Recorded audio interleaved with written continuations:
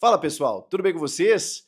O Timão com reservas vence o Bragantino fora de casa na estreia e com gol de Pedro Raul. Que história para começar 2025. Vamos falar sobre o jogo, analisar a partida nesse vídeo? Chega mais, eu sou o Chico Garcia, inscreva-se no canal e vamos juntos.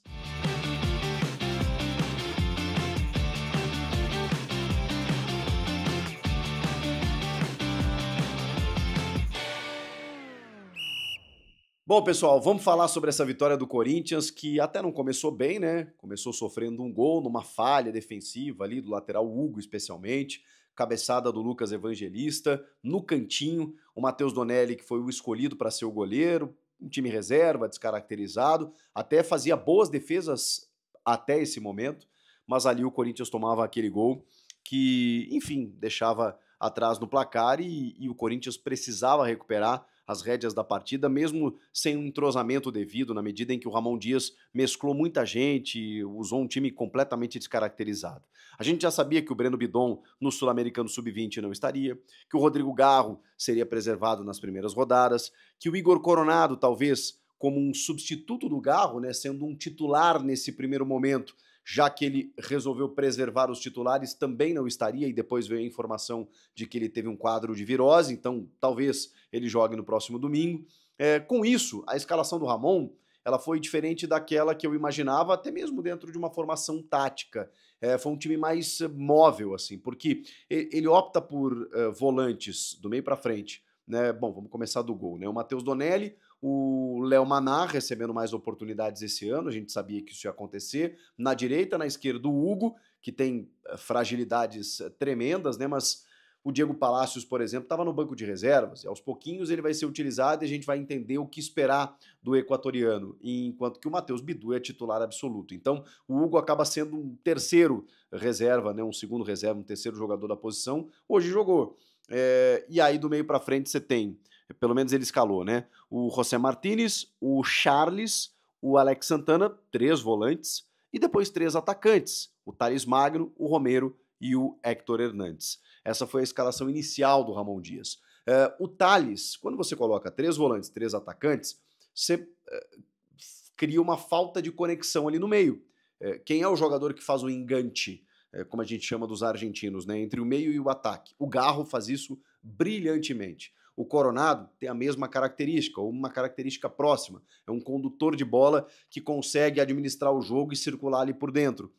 Quando você tem 3 volantes e 3 atacantes, é natural que fique esse buraco. O que o Thales Magno fez? Como ele tem essa característica, ele começou a buscar o jogo por dentro também em alguns momentos. Rapidamente, ele teve que se comprometer taticamente com as subidas do Hurtado pelo lado direito. E aí ele teve que ser deslocado nesse sentido. Eu gosto mais do Thales pela beirada. Não gosto ele tanto por dentro. Ele tem qualidade técnica, ele distribui o jogo, ele sabe conduzir a bola e tudo mais. Mas acho que não é o melhor do Thales Magno. E na ausência do Rodrigo Garro e do Igor Coronado, ficou difícil você entender quem poderia fazer essa função. Depois de um primeiro tempo ruim do Corinthians, o Corinthians até reage, digamos assim, né? O Bragantino começa melhor nos primeiros minutos, consegue o seu gol, depois o Corinthians aos pouquinhos vai se encontrando no jogo, mas não o suficiente, né? Até conseguiria um empate num pênalti sofrido pelo Romero num carrinho do Juninho Capixaba, que a bola, né, tá cruzando a linha, né, o Romero tá cruzando a linha da grande área,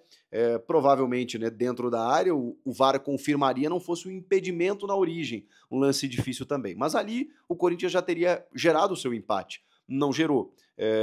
Embora tenha ficado com a bola, tenha buscado algumas coisas, o primeiro tempo foi um pouco abaixo. No segundo melhorou, mas também pelas trocas do Ramon, né? O Ramon começou a botar mais qualidade no jogo. O Héctor Hernandes, por exemplo, o espanhol, que eu até tenho alguma expectativa em relação a ele, foi uma figura nula no primeiro tempo. Quando entra o Pedro Raul na segunda etapa, o torcedor deve ter pensado, bom, trocamos aí 6 por meia dúzia, né? O que o Pedro Raul vai fazer de diferente que o Héctor Hernandes vinha fazendo? Ele fez. Ele fez o gol da vitória e garantiu os 3 pontos para o Corinthians. E é uma das grandes histórias desse primeiro jogo, porque o Pedro Raul, ele esteve para ser negociado, o Pedro Raul foi defenestrado pela torcida, não viveu um ano muito bom, perdeu espaço com outros atacantes que chegaram, optou por permanecer, chegou a dizer nos bastidores que queria se inspirar no Yuri Alberto como uma recuperação da sua carreira, mas ele precisava de chance, ele precisava de oportunidades. E ela foi concedida a ele nesse jogo. E ele aproveitou. Eu sei que é o primeiro jogo, eu sei que são apenas minutos iniciais, eu sei que tem muita coisa para acontecer, mas eu só posso analisar o que eu tenho em mãos. E o que eu tenho em mãos é um centroavante que entrou no segundo tempo, no lugar de alguém que não estava fazendo nada, e garantiu a vitória, a virada e os 3 pontos para o Corinthians. É isso que eu tenho para analisar. Né? Então o Pedro Raul aproveitou a chance. E com isso se credencia a ser uma alternativa ao Yuri Alberto, uma opção para o comando de ataque, talvez até na frente do Héctor Hernandes. Daqui a pouco, se o Pedro Raul tiver uma sequência e não jogar, o Héctor vai entrar, e se ele fizer gols, a gente vai ver uma disputa legal aí. Porque são dois jogadores com uma característica parecida. Eles não são iguais, mas eles são 9s, né? Eles são camisas 9, eles são centroavantes e ao mesmo tempo têm características similares, dá para dizer assim. Eu acho que o Héctor Hernandes ele é um pouquinho mais móvel, né, do que o Pedro Raul. O Pedro Raul é mais pivôzão. E aí a bola aérea dos dois é boa, né? Mas o do Pedro Raul foi o que destacou ele naquele Goiás, vice-artilheiro do Campeonato Brasileiro em 2022.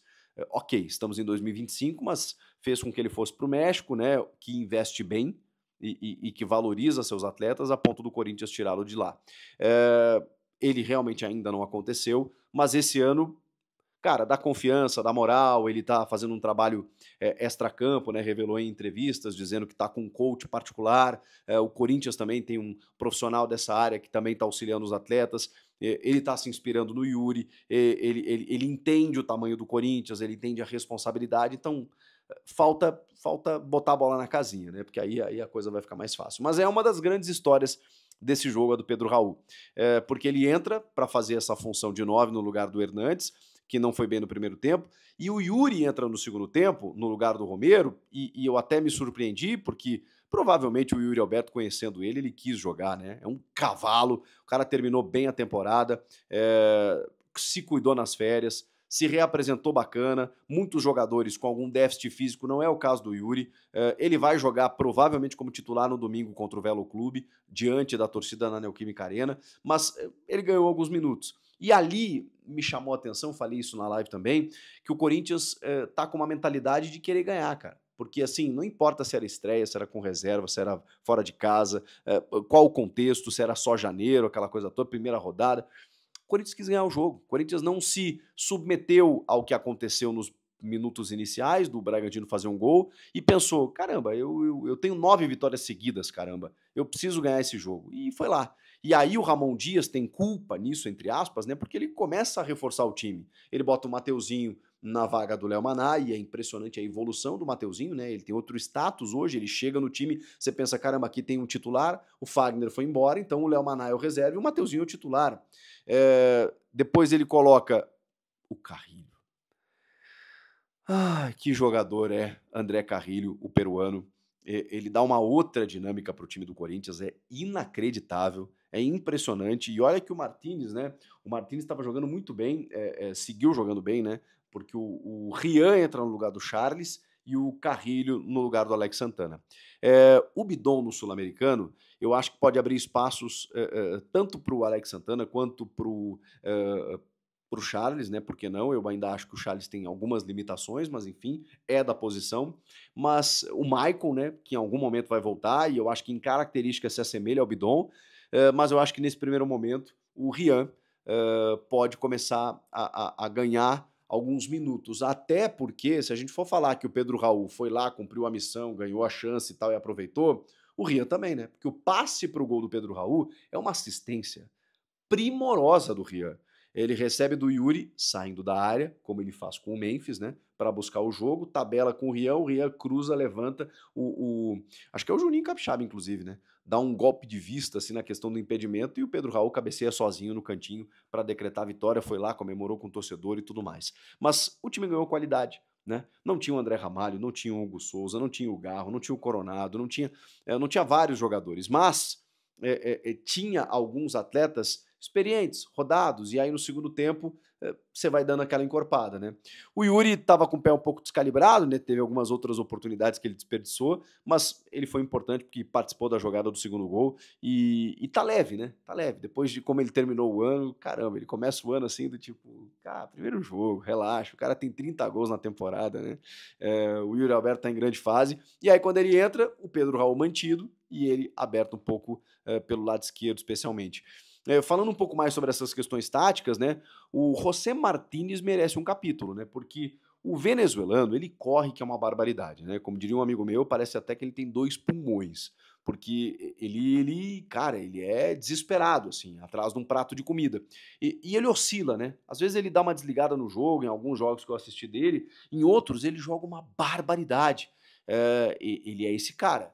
Ele é esse cara que em algum momento do jogo foi deslocado para a ponta direita, para ser um pouco mais agressivo, para fazer uma dobradinha com o Mateuzinho e tudo mais. Segundo o Ramon e o Emiliano, uma questão circunstancial. E eu espero, né? Até porque o Corinthians tem outros jogadores dessa função, e se não, deveria ir ao mercado, porque o Martínez é um jogador da primeira função, da volância, junto do Ranieri. E o Ranieri terminou muito bem o ano. Aí a gente já começa a problematizar algo no sentido positivo. Você tem 2 jogadores para a mesma função e de boa qualidade. Ou seja, você não perde o nível, você não baixa o nível quando você tem que trocar um por outro. Que bom, é preciso elenco. Essas primeiras rodadas com preservações, elas provavelmente estão pensando no clássico, ou nos clássicos que vem por aí. Depois dos clássicos, começa a fase de mata, e vem decisões e, cara, e aí não para mais. E aí tem pré-libertadores, fases eliminatórias, jogo para Venezuela, loucura. Então, você precisa de elenco. E o Martínez correspondeu hoje, jogou muito bem, assim como a movimentação que o time teve no segundo tempo, com a entrada do Carrilho, com o Yuri Alberto, enfim, né, sempre sendo participativo, e o gol do Pedro Raul. Não dá para tirar de contexto que o Pedro Raul fez o gol da vitória, o gol da virada e o gol que arranca 2025 de uma forma extremamente positiva. Tem muito para acontecer. Foi só a primeira demonstração, mas vamos lá. A gente está falando de uma vitória de virada contra um time da Série A do Campeonato Brasileiro, na casa dos caras, depois de 10 dias de pré-temporada. Então, assim, o saldo é extremamente positivo. É extremamente positivo. Eu posso aqui destacar que o Hugo foi mal defensivamente. Quem mais? Que o Léo Maná, talvez, né, um pouco inseguro, ainda não teve, né, aquela demonstração de luxo para a gente entender que ele disputaria a posição com o Mateuzinho. Tô falando das laterais, né? Problema crônico. Cara, o Corinthians venceu um adversário que não é fácil de vencer, embora eu esteja preocupado com o Bragantino. Acho que o Bragantino caiu demais, assim, né, do ano passado para cá, mas assim, não é fácil ganhar do Bragantino e lá em Bragança Paulista. E agora tem domingo na Neoquímica Arena o reencontro com a torcida, porque o Corinthians não pode nem pensar na hipótese de não se classificar para a fase de mata como aconteceu no ano passado. Tem condições para isso, e é bom, né? Começar vencendo, começar pontuando, para chegar nos clássicos ali, não depender de vitórias contra adversários mais difíceis. Mas assim, do jeito que o Corinthians está encaixado, hoje a gente viu um time completamente reserva, com algumas mexidas, né? 4 mexidas no segundo tempo. O time titular é fantástico, terminou a temporada em altíssimo nível, mas esse time se mantém? Esse time vai se repetir? Você consegue manter esse time por muito tempo? Então, todas essas questões precisam ser respondidas e tem muito tempo para isso acontecer. Tá só começando o campeonato, com várias possibilidades, e de um Corinthians que promete ser muito forte no ano. Vocês não concordam? Comentem aqui. Inscreva-se no canal e eu volto na próxima. Tchau!